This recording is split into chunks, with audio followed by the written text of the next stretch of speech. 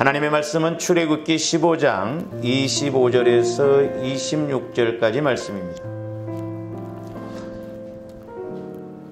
출애굽기 15장 25절에서 26절까지 우리 한 목소리로 합독하십니다. 시작.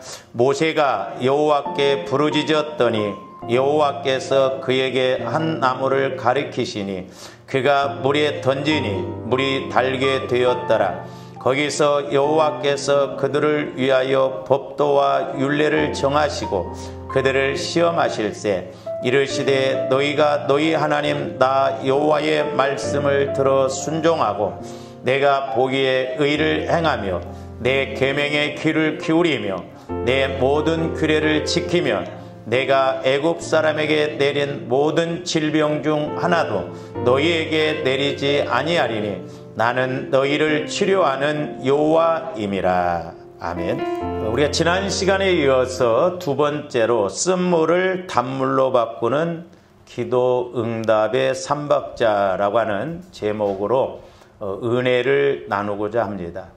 지난번에도 말씀을 드렸습니다마는 우리 예수님께서는 마태복음 7장에서 분명히 구하라, 찾으라, 두드리라 그리하면 이렇게 열릴 것이니 즉 기도 응답을 이룰 것을 말씀하셨는데 제가 말씀드렸죠. 우리가 구하는 것은 되는데 이제 찾는 단계, 두드리는 단계가 이게 뭔지 또 이렇게 잘 안 된다 그랬습니다. 그래서 이제 오늘 말씀 25절을 통해서 이제 이스라엘 백성들이 광야를 행진할 때 마라에서 쓴물을 만나죠. 그랬을 때 이스라엘 백성들이 원망하고 불평할 때 모세가 하나님 앞에 기도를 합니다. 기도를 할 때 하나님께서 이제 그 쓴물을 해결하도록 그 방법, 즉 말씀을 주셔요. 그래서 오늘 25절 말씀에 보면 모세가 여호와께 부르짖었더니 그랬죠. 그랬을 때 하나님께서 모세에게 이제 지식의 말씀, 지혜의 말씀을 통해서 그에게 한 나무를 가리키시니 그랬어요.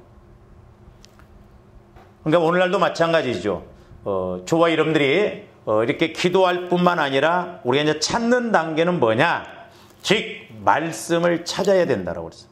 다시 말씀드리면 우리가 성령 하나님을 통해서 말씀을 받으면 된다 이 말입니다.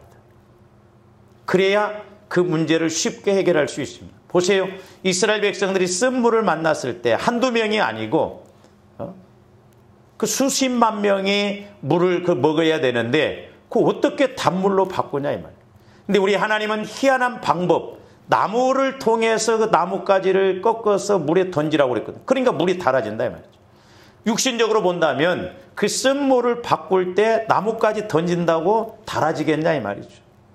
오늘날도 마찬가지예요. 저런데 인생의 쓴물이 여러 가지 있잖아요. 물질의 쓴물, 가정의 쓴물, 뭐 자녀의 쓴물, 건강의 쓴물, 이런 쓴물을 만났을 때 하나님으로부터 우리가 말씀을 받으면 쉽게 해결되어질 줄로 믿습니다. 그래서 하나님의 방법은 쉬워요. 간단합니다. 아니 쓴물에다가 나뭇가지 하나 꺾어서 던졌더니 그냥 달아지잖아요. 그래서 우리가 이제 두 번째로는 말씀을 찾는 단계, 말씀을 자꾸 우리가 받아야 될 줄로 믿습니다. 그래야 하나님이 일을 하셔요. 그래서 지난번까지 이제 우리가 구하고 찾는 것, 근데 이 찾는 단계는 말씀을 받는 것이라고 그랬는데 그 말씀을 받는 것 두 가지를 말씀드렸어요. 하나는 지혜의 말씀, 두 번째로는 지식의 말씀. 지혜의 말씀은 문제 해결의 능력이고 지식의 말씀은 정보, 하나님에 대해서도 알게 되고 마귀 역사에 대해서도 알게 되고 우리가 사람에 대해서도 알게 되고 어떤 상황에 대해서도 하나님이 주시는 그 말씀의 지식을 통해서 그 정보를 얻게 된다는 것이죠. 그리고 이제 오늘 세 번째로 드릴 말씀이 뭐냐면 세 번째로는 영분별의 말씀입니다. 우리가 수요일 날도 말씀을 상고했습니다마는 우리가 고린도서 12장에 보면 성령을 통해서 우리에게 주시는 9가지가 있죠. 그걸 크게 세 가지로 나누면 말씀의 은사, 기도의 은사, 능력의 은사로 나눌 수 있는데 그 말씀의 은사 세 가지가 뭐냐면 지혜의 말씀, 지식의 말씀, 영분별의 말씀이에요. 이제 저와 여러분들이 성령 하나님을 통해서 지혜의 말씀, 지식의 말씀, 영분별의 말씀을 받아야 될 줄로 믿습니다. 그래서 우리가 이렇게 그 말씀을 통해서 보면 문제 해결의 그런 원인들을 알아갈 수가 있어요. 그리고 문제 해결의 방법을 알아갈 수가 있어요. 그래서 우리가 이 영분별의 말씀을 받는 것이 참 중요합니다. 오늘날 저와 여러분들이 분별이 안 되니까 그냥 우리 육신적인 생각대로 가죠.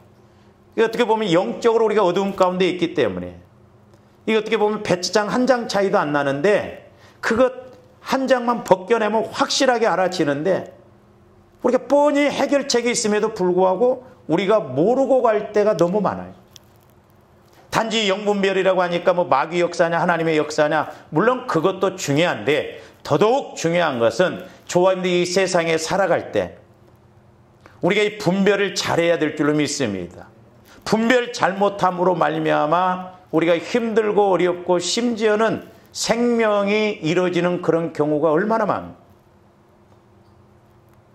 그래서 저와 여러분들이 영분별을 잘해야 되겠는데, 이것은 우리가 문제의 원인도 알고 그 문제의 해결책을 알고 가는 것인데, 우선 일반적으로 저와 여러분들이 늘 아셔야 할 것이 뭐냐면, 첫째로는 우리가 우선순위를 잘 알아야 돼요. 우선순위. 그러니까 먼저 할 일과 나중 할 일이 있거든. 저 같은 경우도 보면 일 중심이에요. 일 중심. 저도 어려서부터 우리 부모님이 놀면 가만히 안 뒀어요. 늘 일을 시켰어요. 그렇기 때문에 일 중심이에요. 그러니까 어떤 일이 마무리가 되어져야 때로는 이렇게 설교도 좀 더 편하게 집중적으로 할 수 있지, 교회에 뭔 일이 있고 이렇게 그거 마무리가 안 되면 집중이 안 되더라고요.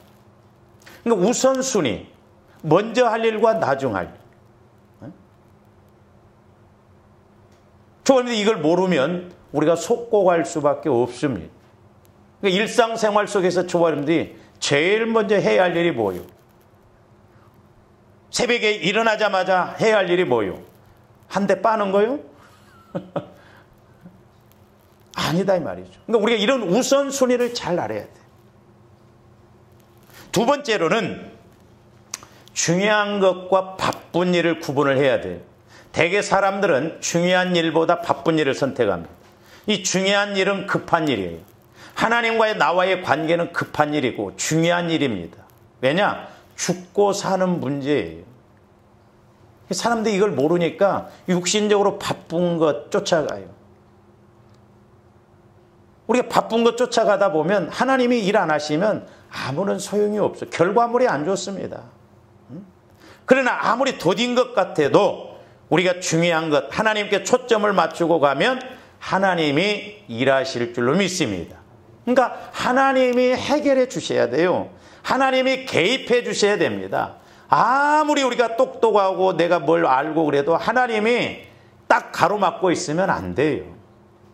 그렇기 때문에 우리는 하나님께 의지해야 됩니다. 왜냐? 돈 갖고 안 될 일이 너무나 많습니다. 조화님들이 건강하다고 해서 안 될 일도 많아요. 안 될 일들이 너무나 많습니다. 그러니까 하나님이 함께 하시도록 우리가 중요한 것과 바쁜 것을 구분해서 우리는 중요한 것이 급하기 때문에 중요한 것을 쫓아나가야 될 줄로 믿습니다. 그 다음에 세 번째로는 이제 영적인 것과 육신적인 걸 구분해야 돼요. 다시 말씀드리면 생명관계냐 사망관계냐, 우리는 흔히 옳으냐 그르냐, 맞느냐 틀리냐로 이렇게 움직이기 쉬워요. 그러나 우리는 옳으냐 그르냐, 그건 율법주의예요. 우리는 내가 아무리 옳다고 하더라도 그게 사망관계면 의미가 없어요. 늘 우리는 하나님이 함께 하셔서 내 영혼이 잘 될 뿐만 아니라 내 환경도 내 건강도 생명관계로 살아나고 성장하는 그 단계로 가야 될 줄로 믿습니다. 우리 사람은 끝까지 가봐야 돼요. 저와 여러분들이 앞으로 인생길에 뭔 일이 닥칠 줄 알아요.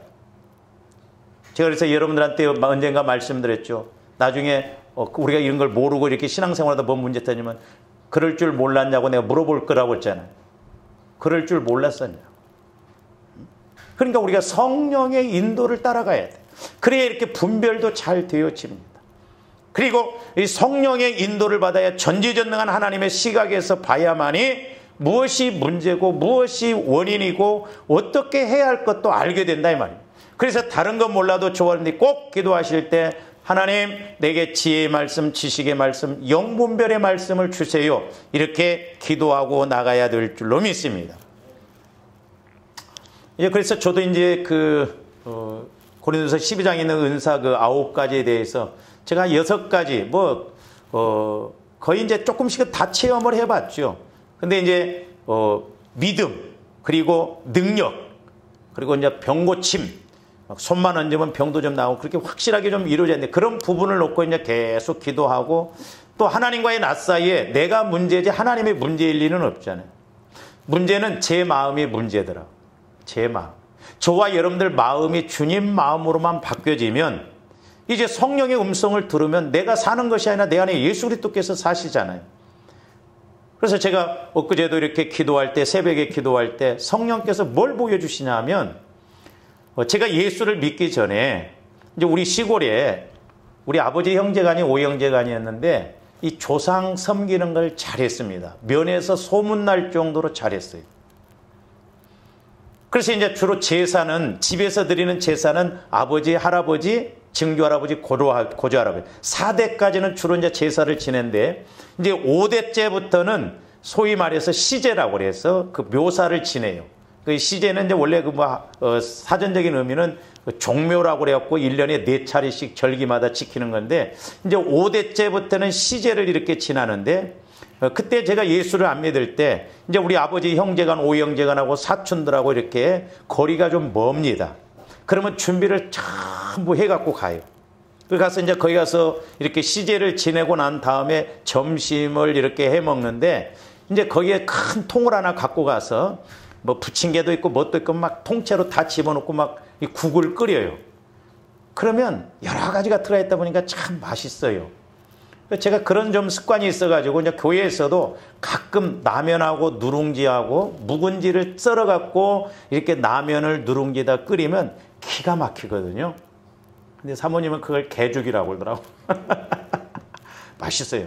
여러분들은 이제 한번 오시요. 그럼 제가 끓여드릴게요.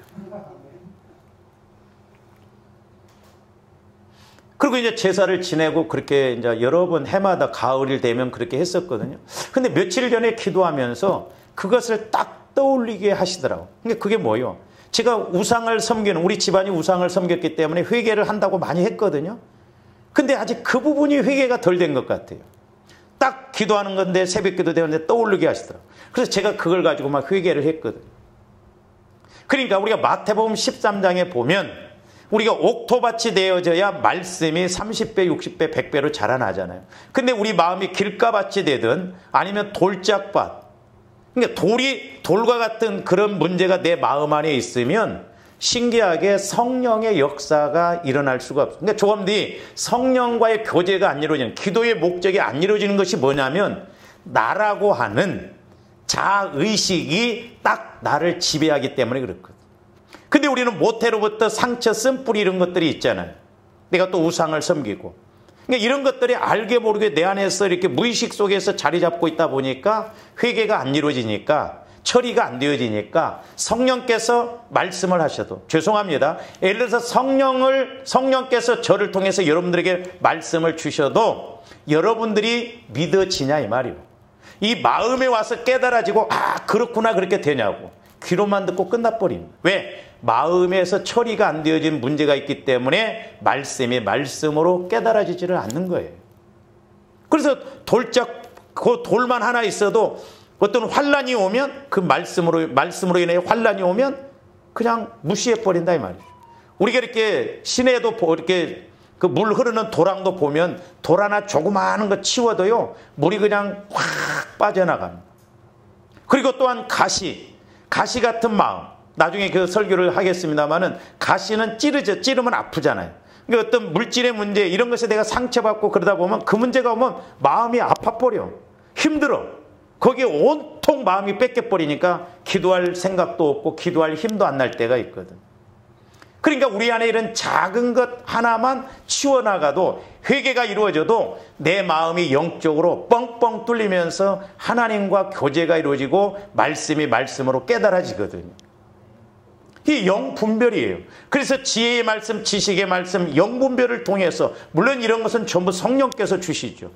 그래서 저와 여러분들 기도해 보면 기도해 볼수록 내 영적인, 내가 그리스도의 마음으로 성화가 이루어져야 하는데 그렇게 이루어지지 못한 부분을 분명히 보여주시거든.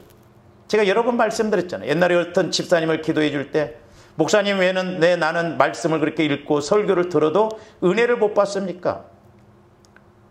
금식을 해가면서 그렇게 해도 안 된다는 거예요. 혹시 목사님은 알고 계십니까? 내가 어떻게 아냐고 그래서. 그래서 기도를 해주고 난 다음에 제가 그 원인을 찾았어요. 이 남편과의 관계에서 상처가 너무 많더라고요. 그러니까 남편으로 인해서 그 상처가 많다 보니까 마음에 가시 같은 마음이 꽉 쩔어 있더라고요.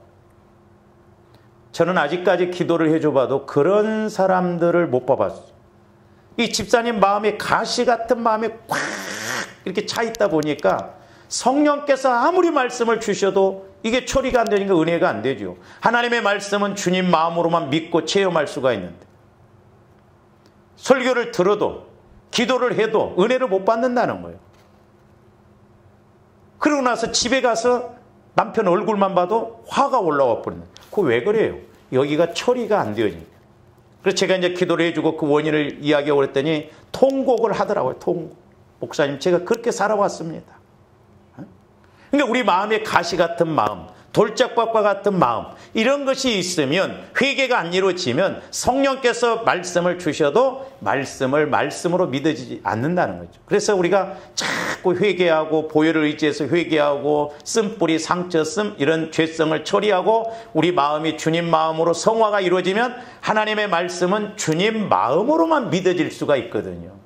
하나님의 법은 주님의 마음으로만 지킬 수 있죠. 내 마음 갖고는 못 지킵니다. 우리 오해하지 말아야 돼. 내 마음 갖고 하면 계산이 안 맞으면 불순종해 버려요. 그래서 저와 여러분들이 이렇게 영분별의 말씀을 통해서 내가 기도할 때 이 원인이 뭔가, 또 해결책이 뭔가, 말씀을 지혜와 지식과 영분별을 통해서, 물론 따로따로 올 때도 있지만 이 세 가지를 통해서 확실하게 우리가 알고 가야 될 줄로 믿습니다. 실제적으로 막연한 것이 아니라 성령께서 주시는 말씀을 내 마음이 아니라 주님 마음으로 이렇게 깨닫게 되면 내 영혼이 인식을 하면서, 아, 그렇구나, 이게 해결책이고 이게 원인이구나, 이런 걸 알게 되거든요. 우리 사무엘 하에서도 보면은 다윗 시대 때에 3년 동안 이스라엘 백성들에게 기근이 옵니다. 이 성경에서 기근이 왔다든지 전염병은 하나님이 주시는 징계 수단이에요. 근데 그냥 뭐 보통 기근이 아니라 너무 심각할 정도로 기근이 왔거든요. 3년 동안 연거푸석. 다윗이 도대체 왜 이런 기근이 오는가? 하나님 앞에 기도했을 때 하나님께서는 다윗에게 전혀 생각지도 않는 그 원인을 말씀해 주십니다. 자, 그 내용을 사무엘하 21장 1절 한번 봅니다. 다윗의 시대에 해를 거듭하여 3년 기근이 있으므로, 해를 거듭해서 3년 동안 연속적으로 계속 막 가뭄이 오고 너무너무 어려움이 왔다 이 말이에요. 다윗이 여호와 앞에 간구했어요. 하나님, 이 기근의 원인이 뭡니까? 왜 기근이 왔습니까?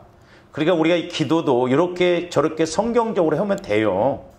그러면 성령께서 분명히 지혜의 말씀, 지식의 말씀, 영분별의 말씀을 통해서 분명히 조명해 주시고 깨닫게 해주시거든요. 간구하매 여호와께서 이르시되 이는 사울과 피를 흘린 그의 집으로 말미암으니 그가 기브온 사람을 죽였음이니라 하시니라 그래요. 자, 다윗이 왕권을 잡았을 때 얼마 되지 않아서 3년 연속 기근이 있었습니다. 이때 다윗 왕과 백성들은 큰 시련과 슬픔에 빠졌습니다. 그래서 다윗이 견디다 못해서 기근의 원인이 무엇인지 하나님께 간구했더니 하나님께서 기근의 원인을 정확하게 말씀해 주십니다. 그런데 이 놀랍게도 그 기근의 이유는 다윗 바로 전에 왕이었던 사울 왕이 기브온 사람을 죽였기 때문이라고 가르쳐 주세요. 너희 나라에 3년 동안 이렇게 기근이 온 것은 네 앞전에 사울 왕이 기브온 사람을 죽여서 그 죄값으로 인해서 회개가 안 이루어졌기 때문에 이런 기근이 왔다는 거예요. 그러니까 다윗이나 어느 선지자, 제사장도 전혀 생각지 못한 이유 때문에 그들이 그동안 마음고생, 물질고생, 너무나 큰 고생을 3년 동안 하고 있었다 이 말입니다. 사울 왕이 우리가 이제 사무엘상 16장 같은 경우에도 보면 그 왕으로 재임 기간 동안 있을 때 그 아말렉 사람들을 다 죽이라고 그랬잖아요. 심지어는 뭐 사람이 됐든 동물이 됐든 뭐가 됐든 하나도 취하지 말라고 그랬거든요. 근데 사울 왕이 가서 좋은 짐승도 이렇게 안 죽이고 또 사람도 다 안 죽입니다. 근데 이렇게 다 죽이라고 하는 아말렉 사람들은 살려두고 여호수아 때에 살려두기로 화친을 맺은 기브온 사람들은 죽였습니다. 기브온 사람들은 죽이지 않겠다고 약속한 화친의 당사자인 여호수아 이후 약 300년이 지난 후에 사울로 인해서 이런 일이 발생했어요. 그러니까 사울 왕 전에 300년 전에 여호수아가 우리가 여호수아 9장에 보면 그 기브온 사람들이 거짓말을 하잖아요. 여호수아를 좀 속입니다. 그러니까 여호수아가 그때 분별을 잘못해가지고 그냥 맹세, 언약을 맺어요. 앞으로 너희들을 죽이지 않겠다. 그래서 이 사람들을 종으로 이렇게 택해서 심부름을 시킵니다. 그래서 그 기브온 사람들도 이제 나중에 전부 하나님을 믿어요. 그런데 300년이 지난 이후에 사울 왕이 뭐 민족주의에 이런 데 그냥 빠졌는지 또 이스라엘 백성들한테 뭔가 좀 잘 보이려고 그랬는지 이 이방 민족이었던 기브온 사람들이 지금 하나님을 믿고 이렇게 종노릇하고 있는데 그 사람들을 다 죽입니다. 이유 없이. 여호수아 때 분명히 여호수아가 하나님을 통해서 언약을 맺었기 때문에 죽이면 안 되거든요. 근데 300년이 지났어요. 그런데도 이 사울 왕이 그 기브온 사람들을 다 죽입니다. 그래서 사울은 이렇게 기브온 사람들을 열심을 다해서 죽입니다. 죽여야 할 아말렉 사람들은 살려주고 살려야 할 기브온 사람들을 죽인 것, 이것이 하나님께 큰 죄가 됩니다. 오늘날도 어떻게 보면요, 조합대 해야 할 일은 안 하고 또 안 해야 할 일은 하고, 이 마귀는 꼭 반대로 가게 합니다. 그러니까 신앙은 중간 지점 없습니다. 내가 하나님 쪽으로 가느냐, 마귀가 역사하는 쪽으로 가느냐, 둘 중에 하나예요. 중간 지점 없습니다. 지금까지 그래도 내가 열심히 신앙생활 했으니까 내년부터는 조금 좀 쉼을 가져야 되겠다. 아니에요. 근데 지금 사울 왕도 보면 아말렉 사람은 다 죽이라고 그러는데 다 안 죽이고, 죽이지 말아야 할 기브온 사람들은 뭐 때문에 다 죽이냐 이 말이죠. 그것이 하나님 앞에 큰 죄가 됐다라는 거죠. 이러한 사울의 살인죄는 수십 년이 지나 다윗 왕 때에야 비로소 가뭄이라는 하나님의 징계로 내려왔습니다. 어떻게 보면 조합도 이제 말씀을 안다고 해도 이해하기 힘들지만 이것은 성경적이며 하나님의 방법인 것입니다. 사울 왕의 살인죄는 오랜 시간이 지나고 또한 정권까지 바뀌었음에도 결국 소멸되지가 않았어요. 그리고 영문도 모르고 죄도 없는 사울의 자식들과 후손들이 죽었고 백성들은 고통 속에 시달렸습니다. 우리가 이런 것을 어떻게 해석을 해야 되냐면, 성경에서 보면 분명히 내 죄값은 나로 인해서 심판을 받아요. 하나님 앞에. 그래서 아버지가 포도주를 먹어서 얻다고 그래서 아들이 시다고 하지 않다고 그랬어요. 그러니까 모든 죄는 내 죄값으로 인해서 내가 심판을 받습니다. 그리고 우리 신앙생활은 개인적이에요. 내 믿음 갖고 천국 갖고 복 받지. 가끔 그 어르신들이 우리 아들이 우리 며느리가 예수를 잘 믿으니까 그냥 내가 이렇게 얹혀서 가면 되지 않겠습니까? 아니에요. 아들 신앙은 아들 신앙이고 내 신앙은 내 신앙이에요. 아무리 부모가 잘 믿어도 자녀들이 열심히 안 믿으면 소용없고, 아무리 자녀가 열심히 믿어도 부모가 또한 열심히 안 믿으면 그 믿음 갖고 하나님 앞에 가야 되고, 그 믿음 갖고 심판받고, 그 믿음 갖고 응답받고 복을 받거든. 그래서 죄의 문제도 마찬가지죠. 저와 여러분들이 죄를 범하면 내 죄값으로 인해서 내가 심판을 받아요. 아버지가 죄를 지었다고 해서 그 죄값으로 인해서 내가 심판받는 건 아닙니다. 근데 오늘 말씀에 보면 다윗이 죄를 범하지 않고 사울 왕이 죄를 범했음에도 불구하고 다윗 왕 때에 기근이 온 거, 이거 어떻게 해석해야 되냐 이 말이죠. 그래서 나중에 이런 부분에 대해서는 제가 좀 설교를 더 이렇게 하기로 하고요. 자, 에스겔서 18장 1절에서 4절 봅니다. 또 여호와의 말씀이 내게 임하여 이르시되 너희가 이스라엘 땅에 관한 속담에 이르기를 아버지가 신포도를 먹었으므로 그의 아들의 이가 시다고 하면 어찌 됩냐. 그러니까 저 말은 뭔 말이냐면 지금 포도를 비유로 해서 죄에 대해서 이렇게 연결을 시켜서 말하고 있어요. 아버지가 죄를 지었다라고 해서 아들이 그 죄값의 심판을 받는 것이 아니라는 거예요. 계속 봅니다. 주 여호와의 말씀이니라 내가 나의 삶을 두고 맹세하노니 너희가 이스라엘 가운데서 다시는 이 속담을 쓰지 못하게 되리라. 그러니까 이스라엘 백성들에게 속담이 있었는데 자식이 어떤 막 어려움을 겪고 막 문제 가운데 있으니까 아버지가 부모가 잘못했기 때문에 저렇게 되고 막 오늘날도 그렇게 이야기하는 사람이 있어요. 근데 앞으로는 이런 속담 쓰지 말라. 절대 부모 죄값으로 인해서 자식이 죄값을 받는 게 아니다. 그 이야기예요. 그러면서 4절 모든 영혼이 다 내게 속한지라 아버지의 영혼이 내게 속한 같이 그의 아들의 영혼도 내게 속하였나니 범죄하는 그 영혼은 죽으리라. 그러니까 각자 죄를 범한 그 죄값으로 인해서 그 사람이 심판받고 그 사람이 예수 안 믿으면 죽는다는 거예요. 지옥 간다는 거예요. 그러니까 대신 갈 수도 없는 것이고 대신 내가 해주는 것이 아니라 모든 것은 내 죄값으로 인해서 내가 심판받아요. 내가 예수 안 믿으면 지옥 가요. 근데 오늘 말씀하고 연결을 해서 보면 안 맞잖아요. 그러니까 우리가 말씀을 한쪽으로만 치우쳐서 보면 안 됩니다.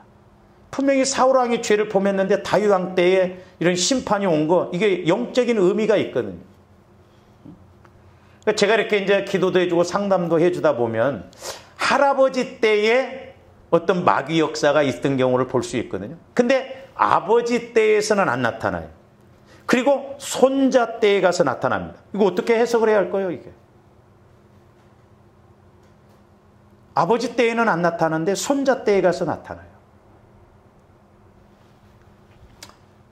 옛날에 우리 교회에서 이렇게 피아노 반주했던 그 집사님이 있는데 그 집사님이 은혜 충만해가지고 찬송을 부르면요 내가 전율을 느꼈어요.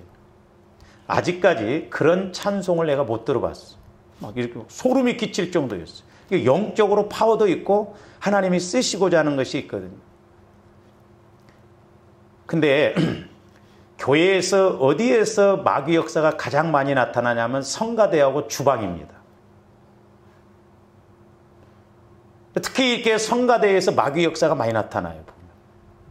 왜 그러냐면 성경에 보면 악기를 다루는 사람, 악기를 다루는 존재가 두 있는데 천사가 악기를 다루고 사람이 악기를 다뤄요.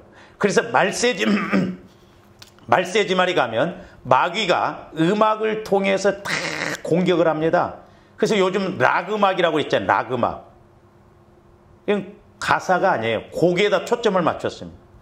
그러니까 요즘 젊은 애들이 교회 와서 나 같은 불러보세요. 안 맞습니다. 꼰대 같다고 그래요. 얘들은 어떻게 불러야 돼? 나 같아. 그 가사가 전달이 안 돼요. 그래서 락음악을 틀어놓고 식물을 키우면, 오이를 키우면 오이가 삐뚤삐뚤해져 버린답니다. 락음악을 틀어놓고 물의 움직임을 보면 그 육각형이 깨져 버린대요. 그래서 말세지말이 가면 마귀가 자기가 이렇게 좋아했던 음악, 그 음악을 가지고 공격을 많이 한다고 그래요.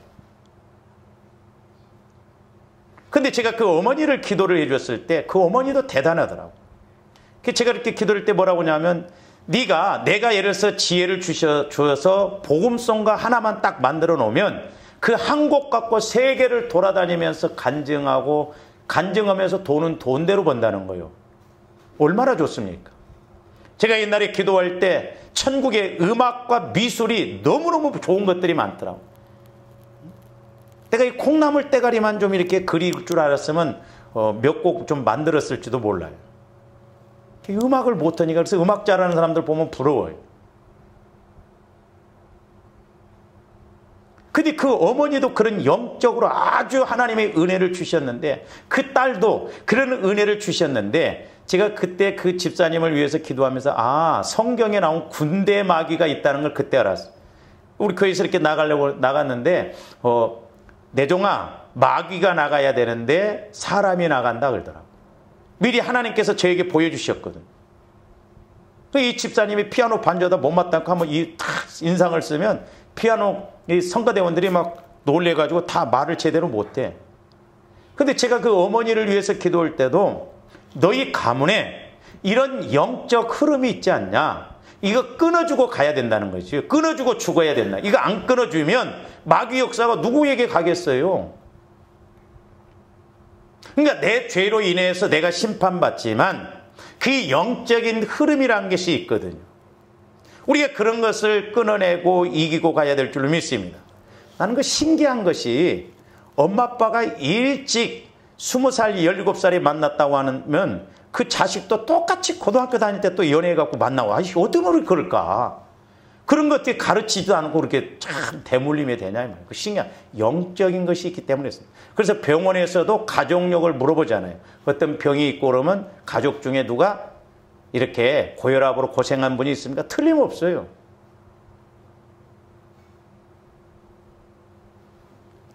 근데 저 말씀에서는 분명히 아버지의 죄로 인해서 심판 안 받는다. 아버지의 죄로는 아버지가 심판받고 아들의 죄로서는 아들이 심판을 받는다는 거예요. 자, 예레미야서 31장 29절에서 30절도 봅니다. 그때 그들이 말하기를 다시는 아버지가 신포도를 먹었으므로 아들들의 이가 시다하지 아니하겠고 신포도를 먹는 자마다 그의 이가 신 것 같이 누구나 자기의 죄악으로 말미암아 죽는다는 거예요. 누구의 죄악으로 우리가 심판받는다? 내 죄값으로. 아버지가 죄를 범했으므로 그 죄값을 아버지가 받지 않는다는 거예요. 근데 오늘 말씀에서는 이게 대치가 되죠. 그래서 우리가 이런 말씀에 대해서는 다음에 좀 우리가 구체적으로 상고를 하기로 하고요. 우리가 이런 것을 어떻게 해석해야 되냐 이 말이죠. 말씀에 분명히 내 죄값을 내가 심판받는다고 하는데 다윗 입장에서 보면 왜 사울 왕이 죄 지은 것 같고 다윗 왕이 이렇게 심판을 받고 국민들이 심판을 받아야 하냐 이 말이죠. 그러니까 하나님께서는 죄를 지은 사울이 전쟁터에서 죽은 것으로 죄의 문제가 끝난 것이 아닙니다. 여러분들 사무엘하 21장을 읽어보면 그 사울 왕의 손자들인 그 후손들이 7명이 죽어나가요. 어떻게 보면 하나님이 그들을 심판하려고 자라나도록 기다리고 계시고, 영적으로 깊이 들어가 보면 우리가 이게 무서운 것들이 많습니다. 하나님은 사랑의 하나님이시지만 하나님과의 관계가 이렇게 맺어지지 않고 우리가 해결되어지지 않으면 좋아 있는데 죽었다 깨나도 모르는 일들이 벌어지고 이렇게 어려움을 겪을 수 있다 이 말이죠. 그러니까 우리는 성령 하나님을 통해서 하나님의 깊은 것도 높은 것도 통달해야 할 뿐만 아니라 마귀 역사에 대해서 깊은 것도 통달해야 될 줄로 믿습니다. 그래야 우리가 종교생활 않고 신앙생활 한다 이 말이에요. 그래서 우리가 기도도 해야 되고 몸부림치는 거요. 사랑하는 우리 권사님들, 기도 안 하면 종교생활입니다. 우리가 그래서 기도해서 우리가 주님을 만나야 돼요. 저도 그래서 몸부림치는 거예요. 그러니까 아직도 징계할 것이 더 있었는데 우리 하나님은 사울 왕의 죄로 인해서 그 후손까지 징계를 하셔야 된다 이 말입니다. 그러므로 징계의 대상인 사울의 자식들과 손자들이 자라날 때까지 기다리신 것이며 이것이 하나님께서 세상을 다스리는 법이에요. 우리가 교회만 왔다 갔다 하면 안 됩니다. 우리가 하나님으로부터 그 원인도 알고 우리가 해답을 알고 가야 될 줄로 믿습니다. 우리가 예를 들어서 살아가면서 물질의 쓴물을 만날 때가 있죠. 근데 예를 들어서 10명이면 10명이 지금 물질적으로 어렵다. 그 현상은 물질적으로 다 어려워요. 똑같아요.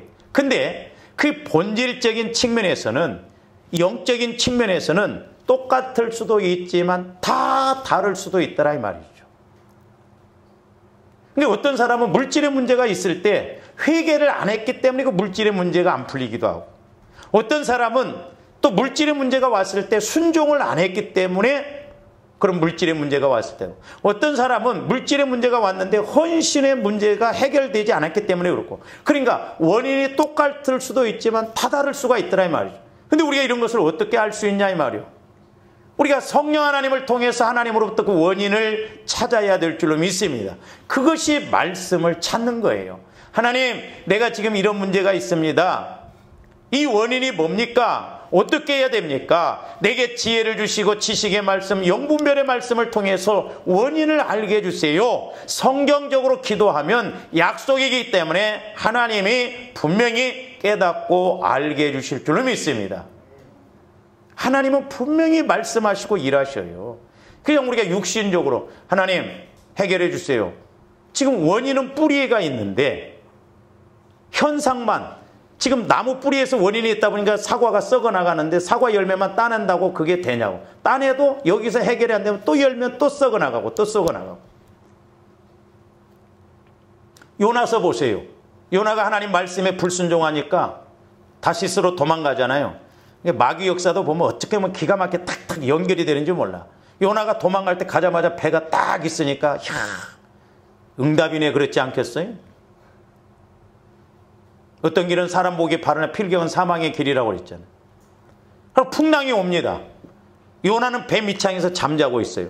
그러니까 뱃사람들은 이 풍랑을 이겨보려고 어려움을 이렇게 이겨보려고 막 바다에다 막 물건을 다 던져서 배를 가볍게 하잖아요. 제가 옛날에 기도할 때 성령께서 그 비유를 적용력 치면서 우리가 어떤 어려움이 오면 사람 찾아가고 돈으로 해결하려고 막 세상에다 이렇게 합니다. 백날 그렇게 할수록 더 꼬여요.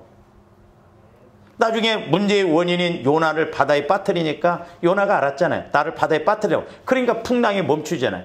그때 성령께서 제게 지혜로 주시는 말씀이 뭐냐면 문제 속에 진짜 문제 있고 문제 속에 해답이 있다. 그래서 제가 우리 전도지에다가도 그 말을 실었어요. 저와 여러분들이 환경적으로 육신적으로 물질적으로 어려움이 왔을 때 진짜 영적인 문제가 내 안에 있어요. 그러니까 우리가 그 영적인 문제를 해결하면 현상적인 문제가 해결되어지고 내 영적인 문제가 해결되어지지 아니하면 지속적으로 이게 환경적인 문제도 해결이 안 되어진다 이 말이에요. 그러니까 우리가 신앙생활을 대충 하면 안 돼요. 알고 가야 될 줄로 믿습니다. 할렐루야. 하나님과의 관계만 이루어지면 분명히 하나님은 우리에게 가르쳐 주시고 물론 하나님이 뭐 좋아하는데 한이 맺혔다고 막 너 죽을 때까지 고난 속에서 살아가라 그렇게 하시는 하나님과 아니에요. 우리 하나님은 복 주시려고 그렇게 우리에게 말씀 주시고 비유적으로 제가 이렇게 하는데 막 하나님이 저와 여러분들한테 와서 막 좀 교제를 해보려고 막 비비치더라고. 막 나오고 교제 좀 해줘. 우리는 꼭 돌같이 아무런 반응이 없으니까 그러기를 10년, 20년 우리 하나님이 비벼댄 거예요. 나 좀 나오고 사귀자, 나오고. 하나님은 오래 참으시지만 끝까지는 안 참으시다. 그러니까 하나님도 성질이 나니까 한 발 탁 쳐버리니까 그때는 우리가 해답이 없어요. 어렵습니다. 왜? 지금까지도 모르면 문제 터졌을 때는 더 어려워요. 그래서 날마다 우리가 깨어서 기도하고 그래야 된다 이 말이죠. 그러니까 내가 하나님과의 교제가 이루어져서 영적인 원인이 뭔가? 조합들 앞뒤를 알 수 있어요? 모르잖아요. 앞으로 여러분들 어떻게 될 줄 알아?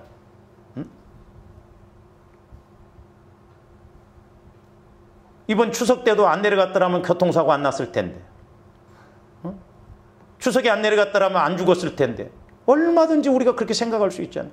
우리는 한 치 앞도 내다볼 수 없어요. 그렇기 때문에 늘 우리가 기도해서 하나님의 인도함을 받도록, 그래서 하나님의 보호하심 가운데 살아가도록 애써야 될 줄로 믿습니다. 그래서 우리가 이런 원인들을 찾아야 돼요. 그리고 또한 우리가 이 문제를 해결해 나가면서 어떻게 해결해야 할지 원인도 알 수 있고 해답을, 모세처럼 나뭇가지를 바라보라 이 말이죠. 전혀 생각지 않는 방법을 통해서 하나님이 일하시잖아요. 그래서 이사야서 59장 1절 2절도 봅니다. 여호와의 손이 짧아 구원하지 못하심도 아니요 귀가 둔하여 듣지 못하심도 아니라 오직 너희 죄악이 너희와 너희 하나님 사이를 갈라놓았고 너희 죄가 그의 얼굴을 가리어서 너희에게서 듣지 않으시게 함이라. 그러니까 하나님과 나 사이에 뭐가 지금 가리어 있다고요? 죄가. 우리 하나님은 귀가 드나요? 듣지 못하요. 다 들어요. 조합대 기도하는 것도 다 듣습니다. 근데 기도 응답을 주실 수가 없어. 왜? 줘봐야 하나님 뜻대로 안 가고 마귀에게 결국 넘어가기 때문에. 그래서 조합대 이런 죄가 뭔지, 상처가 뭔지, 쓴뿌리가 뭔지 계속 찾아내야 될 줄로 믿습니다. 할렐루야. 내 안에 아직도 쓴뿌리가 뭔가. 제가 아까 말씀드릴 때 저도 회개한다고 했는데 아직도 우상 섬겼던 그것을 이렇게 해결이 안 돼. 그러니까 하나님이 보여주시죠. 그 다음에 에스겔서 18장 29절에서 32절도 봅니다. 그런데 이스라엘 족속은 이르기를 주의 길이 공평하지 아니하다 하는도다. 이스라엘 족속아 나의 길이 어찌 공평하지 아니하냐. 너희 길이 공평하지 아니한 것이 아니냐. 우리가 저런 말씀도 보면 가끔 좋아하는데 그럴 때 있죠. 하나님은 불공평하다. 김 집사는 기도 생활도 하는데 저렇게 그냥 잘 사는데 나는 이렇게 해도 왜 안 되는가? 그리고 평상시에 뭐 이렇게 열심히 기도 생활도 않고 하다가 뭔 일 터지면 며칠 좀 기도하는데 왜 하나님 기도했는데 왜 응답을 안 주십니까? 제가 상담할 때도 그런 이야기를 했어요. 만약에 우리 식으로 그렇게 생각한다면 우리는 지하 3층에서 벼락 맞아 죽어야 된다고 그랬어요. 내가 한 건 생각 안 합니다. 그리고 사람들이 조금 하나님 앞에 이렇게 해놓고 또 왜 안 되냐고.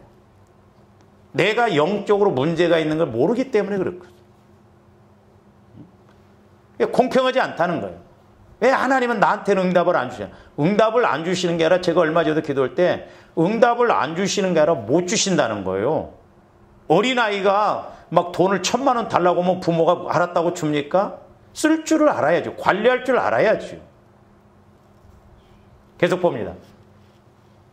주 여호와의 말씀이니라. 이스라엘 족속아 내가 너희 각 사람의 행한 대로 심판할지라. 너희는 돌이켜. 그래서 회개하라는 거예요. 그래서 회개가 중요해. 회개. 여러분들이 회개할 것을 모르면 하나님 내게 회개할 것을 가르쳐 주세요. 회개할 내용을 알게 해주세요. 아, 하나님이 듣기에 이렇게 합당한 것이면 왜 말씀 안 해주시겠어요? 모든 죄에서 떠날지어다. 그리한즉 그것이 너희에게 죄악의 걸림돌이. 저기서 걸림돌이라는 건 심판된다. 심판받는다. 그러니까 죄로 인해서 심판이 오고 고난이 오거든. 그러니까 조아님들 어떤 고난과 심판이 왔을 때 그것 바라보지 말고 그 원인을 찾아야 될 줄로 믿습니다. 근데 우리는 그건 생각 않고 문제만 해결해 달라고 하니까 문제가 해결되지 않는 거예요. 계속 봅니다. 너희는 너희가 범한 모든 죄악을 버리고 마음과 영을, 그러니까 마음과 영을 새롭게 해야 돼. 고린도후서 7장에도 보면 너희 마음과 육신을 새롭게 하라고 그랬죠. 그래서 거룩하게 하라고 그랬죠. 거룩. 그러니까 조합들 마음만 바뀌어지면 됩니다. 내 마음 갖고는 하나님의 법과 하나님의 말씀을 지킬 수 없어요. 우리 한국 교인들이 많이 속는 게 그겁니다. 전부 사람들이 내 마음 갖고 신앙생활을 하려고 합니다. 내 마음 갖고 저와 여러분들이 이 말씀 믿을 수 있을까? 안 믿어져요. 그리고 하나님의 법을 지킬 수 없어요. 하나님의 법과 하나님의 말씀은 주님 마음으로만 믿어지고 지킬 수가 있어요. 그래서 조안들 마음을 성화시키는 것이 너무 중요하다 이 말이죠.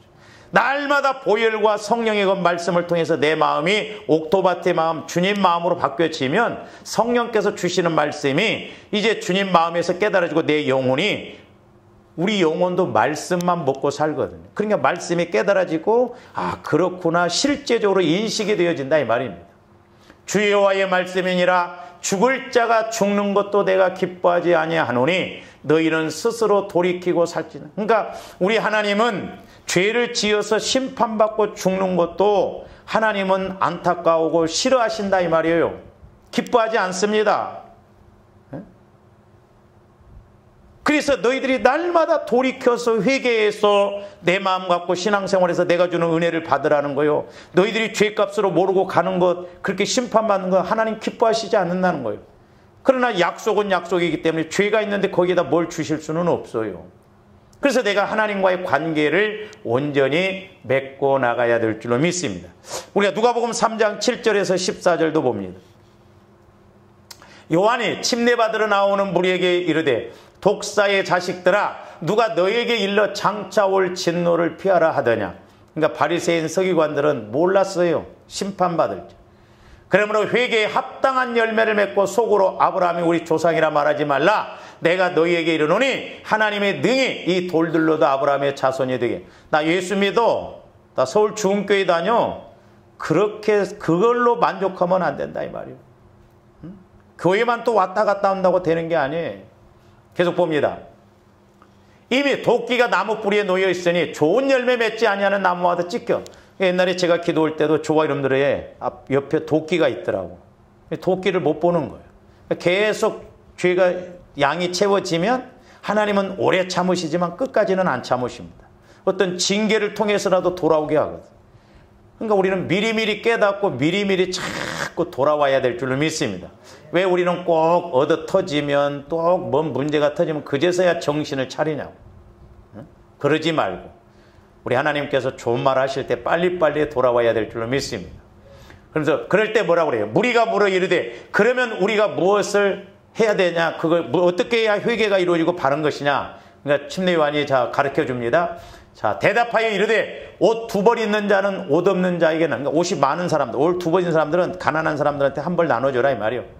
그리고 먹을 것이 있는 자는 없는 사람에게 좀 나눠주라 이 말이에요. 예? 뭐 저희 집도 마찬가지지만 어제도 우리 권사님이 그런 이야기예요. 냉장고에 이렇게 들여다보면 몇 년이 지나고 막 모른다는 거죠. 여러분들도 그렇죠. 언제 집어넣는지도 몰라. 그러니까 미리미리 꺼내서 차라리 나눠줘 버리라니까요. 쓰레기통으로 들어가게 하지 말고 자꾸. 그러면 남도 좋고 하나님도 좋고 나도 좋고 그렇잖아요. 썩어 나가도 또 안 주는 사람들은 안 주더라고. 할렐루야. 그래서 여러분들이 썩어 나갈 것 같으면 교회로 미리 갖고 오셔요. 그래서 나눠줘. 그러면서 세리들 또 침례를 받고자 하여 와서 이르되 선생이여 우리는 무엇을 하리까 하며 이제 오늘날로 말하면 세무공무원들에게 말하는 거예요. 계속 봅니다. 이르되 부가된 것 외에는 거들지 말라.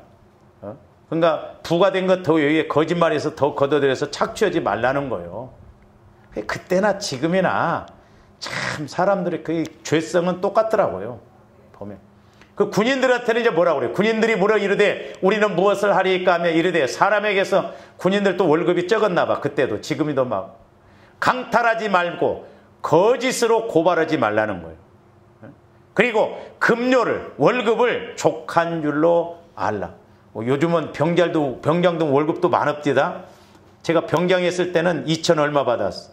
생명수당 철책에서 근무할 때 1,000원 받았어요. 1,000원.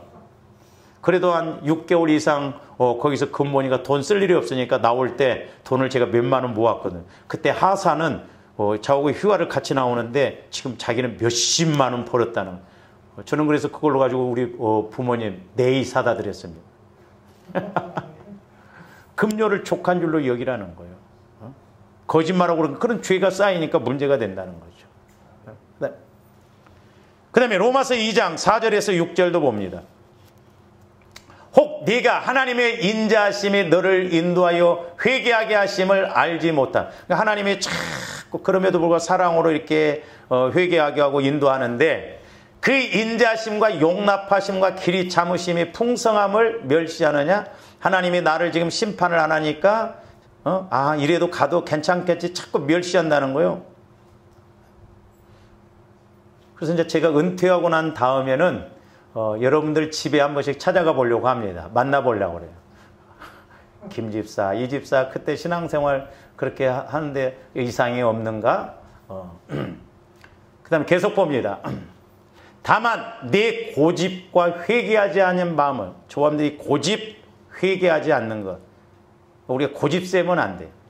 저도 마찬가지지만 우리가 나이 들면 참 남는 것이 고집밖에 없더라고요. 그래서 우리 목회자 세계에서도 그런 이야기가 있어요. 원로 되시고 나이 드시면 될 수 있으면 회의 때 말하지 말고 그냥 밥만 사시라고. 밥만 사라. 그래서 아니냐 마음을 따라 진노의 날 곧 하나님의 의로우신 심판이 나타나는 그날에 임할 진노를 내게 쌓는다. 그러니까 우리가 이걸 쌓으면 안 됩니다. 자꾸 회개해서 무너뜨려야 될 줄로 믿습니다. 예? 자꾸 매를 벌면 안 되잖아요. 그래서 하나님께서 각 사람에게 그 행한 대로 보응하신다는 거예요. 각 사람. 그렇기 때문에 우리 내 안에 있는 문제가 뭔가. 마귀는 죄를 통해서 자꾸 죄짓게 하고 문제 일으켜서 결국 우리 환경적으로도 어렵게 하거든요. 마귀는 환경을 바로 공격하는 게 아니에요. 조화님들 마음을 자꾸 공격해서 죄를 쌓게 해서 하나님과의 관계가 단절되니까 이 환경적으로 문제가 오거든요. 그러니까 우리가 환경적인 문제 있을 때 환경만 바라보면 안 돼요. 나를 바라보고 하나님을 바라봐야 될 줄로 믿습니다. 할렐루야. 그래서 요한복음 16장 7절에서 11절은 뭐라고 말씀하느냐. 그러나 내가 너희에게 실상을 말하노니 내가 떠나가는 것이 너희에게 유익이라. 내가 떠나가지 않으면 보혜사가 너희에게로 오시지 않으면. 그러니까 우리 예수님이 죽으시지 않고 부활하시지 않으면 예수님을 육신적으로만 만나려면 조함들 못 만나요. 0.0000해도 순간적으로 만나지도 못하잖아요. 근데 예수님이 죽으시고 부활하시고 승천하신 다음에 성령을 보내주시니까 똑같은 예수님이 하시는 일인데 성령은 영이에요. 그러니까 예수를 믿으면 누구에게나 다 그 속에 거하시거든. 그래서 성령께서 조함들 성전 삼으시고 내 안에서 말씀하시거든요. 그러면서 뭐라고 그랬어요? 그가 와서 죄에 대하여, 그러니까 성령이 내 안에서 가르쳐 주세요. 이것은 죄고 이것은 문제다. 그래서 우리가 기도는 하나님과 교제하는 거, 성령님과 교제하면 돼요. 뭐 유창하게 한다고 해서 그 교제가 아니고 여러분들이 그냥 길 가면서도 전철 타면서도 버스 타면서 일하면서 성령 하나님 나 이런 거 힘들어요. 근데 어떻게 해야 할까요? 어떻게 해야 될까요? 이렇게 물어보면 내 안에서 성령이, 그러니까 여러분 영이 자꾸 살아나면 분명히 소곤소곤 내게 이렇게 말씀해 주세요. 여러분들이 못 들으면 또 때로는 기도받을 때 예를 들어서 저를 통해서 아니면 설교를 통해서 성령께서 내게 하시는 말씀이 들려진다니까요. 그리고 어느 것이 사는 길인지 의에 대하여 심판에 대하여 세상을 책망하시고 성령께서 가르쳐 주시고 잘못됐다는 잘못돼도 책망도 하신다는 거예요. 계속 봅니다. 죄에 대하여라 하면 그들이 나를 믿지 않으면, 그러니까 우리가 하나님을 믿지 않고 못 만나니까 내 생각대로 간다 이 말이죠. 의에 대하여라 하면 내가 아버지께로 가니 너희가 다시, 그러니까 우리 예수님이 승천해서 안 보이지만 성령을 통해서 예수님을 만난 것처럼 이제 예수님은 천국에 가셨지만 지금 내 안에서 이렇게 말씀하시면 깨달아진다는 거예요. 실제 심판에 대하여 하면 이 세상 임금이 마귀 새끼가 이렇게 심판받고 역사하는 것도 알게 된다. 그래서 조합들이 성령의 인도를 늘 받을 수 있도록 성령 하나님을 환영하고 모셔드려서 성령님 어떻게 해야 돼요? 성령님 가르쳐 주세요. 성령님 나는 몰라요. 성령이 인도하시지 않으면 이렇습니다 하면서 자꾸 우리가 보혈을 의지해서 내 안에서 성령이 더 강하게 나타나도록 그렇게 해야 될 줄로 믿습니다. 그래서 조합들이 어떤 문제를 놓고 기도할 때 성령께서 그 문제를 해결할 수 있는 원인이 있다고 한다면 원인도 알게 해주시고 해결책이 있다고 한다면 어떻게 해야 할 것도 해결책을 가르쳐 주셔서 구하고 찾고 두드리는, 이제 두드리는 단계는 나중에 다음 시간에 이렇게 하도록 하겠습니다만은 그 대신 조합들 말씀을 찾으면서 세 가지 지혜의 말씀, 지식의 말씀, 영분별의 말씀을 통해서 알게 해달라고 기도하시는 저와 여러분들 되시기를 주님의 이름으로 축원을 드립니다. 기도하십시오. 사랑의 주님 감사를 드립니다. 분명히 우리 예수님도 약속하시기를 악한 부모라도 자식이 떡을 달라면 돌을 줄 자 없고 고기를 달라면 뱀을 줄 자 없듯이 너희 하나님께서 좋은 것으로 주시지 않겠느냐고, 이제 전지전능하신 성령님께서 나를 성전 삼으시고 내 안에 거하셔서 죄에 대해서든지 의에 대하여서든지 문제에 대해서든지 진리에 대해서든지 모든 것에 대해서 이제 하나님이 함께 하실 수 있는 은혜를 주신다고 하셨는데 저희들 날마다 보혈을 의지하여 우리 마음이 주님 마음으로 성화가 이루어지고 이제 말씀이 깨달아지고 체험되어져서 아버지 하나님 저희들 힘있게 능력있게 신앙생활하게 하여 주시옵소서. 감사와 영광을 돌리오며 언제나 살아계시고 말씀하시고 우리를 사랑하시는 예수 그리스도 이름으로 기도하옵나이다. 아멘.